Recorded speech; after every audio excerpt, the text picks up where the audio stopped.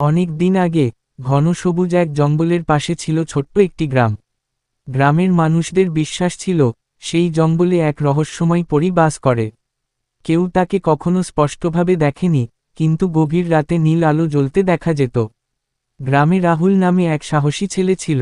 একদিন সে ঠিক করল পরীর রহস্য উদ্ঘাটন করবে। পূর্ণিমার রাতে সে বসন্ত গলের ভেতরে প্রবেশ করল।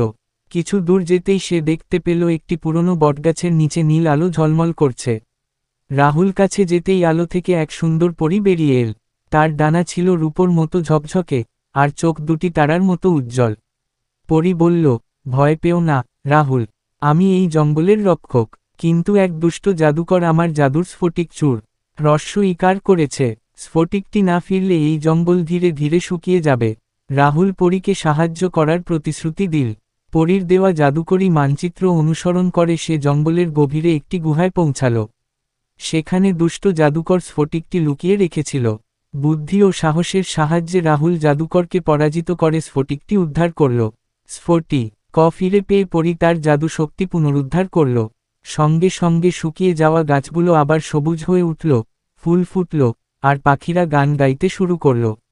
পরী কৃতজ্ঞ হয়ে রাহুলকে একটি সোনালী পাতা উপহার দিল।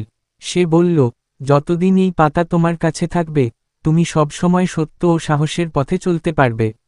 রাহুল গ্রামে ফিরে এল। সেই দিন থেকে জঙ্গল আরও সুন্দর হয়ে উঠল। আর পূর্ণিমার রাতে দূরে কোথাও নীল আলো জ্বললে গ্রামের মানুষ বুঝত জঙ্গলের রহস্যময় পরী এখনও তাদের রক্ষা করছে।